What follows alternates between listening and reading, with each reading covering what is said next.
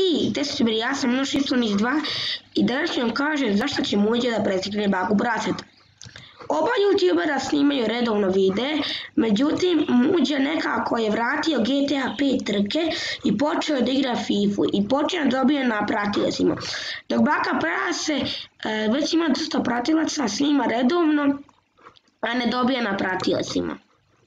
Dok je Muđe vratio, kao što sam rekao, GTA 5 trke i to. To li to znači da će Muđe da prestigne baku praseta? Ako baka prase napravi dramu, može da se malo popravi kontent i poraste YouTube kanal. Nije kažu da njegov YouTube kanal malen, njegov YouTube kanal je ogroman, drugi na Balkanu, ali da li to znači da će spasti na treće mjesto? Zato što Muđe je počeo da snima GTA 5 trke, vratio, kao što možete vidjeti, ovo je prije 4 godine. A dok baka prase nije vratio snimanje pesama. Naravno, nije da vrati, nego mora prvo neki youtuber da snimi pesmu kako bi on jednostavno mogao da ocjenjuje. Ali Muđe je vratio FIFA, redovno snima FIFA i GTA 5 trke, jedan od njegovih najpodržanijih videa, kao što je na primjer i bio je Vlogmas, ali Vlogmasteri su ga završili. Da li to znači da će Muđe da prestigne baku praseta?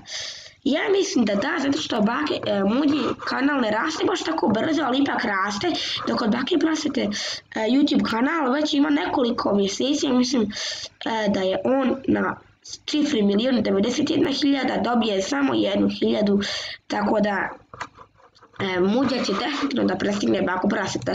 Ne želim sada da to govorim ovako, a sigurno će me napadati u komentarima oni koji su iz budućnosti, napisat će baka prase je prestigao Omču, mada okej. Ne znam da li će moći da prestigne Omču, sada je baka prase na milion, sad je Omča na 2 miliona i nešto, ali Muđe će sigurno da prestigne baku praseta.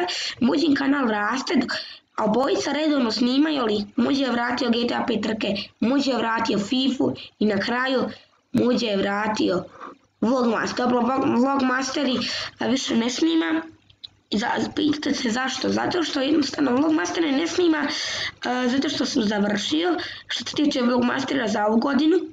Tako da, Muđe će definitivno prestigne baku praseta, šanse su 60 po 40 će prestigne baku praseta, 60 da će da prestigne, 40 za neće, tako da, to je moje mišljenje da će prestići baku praseta, nemojte me napadati u komentarima, fanovi bake prasete, unuci, to je to što se tiče ovog videa, ako se sviđa, samo stavite like, share, subscribe, a mi se vidimo u sljedećem videu. A do tada, uživajte mi i ćao!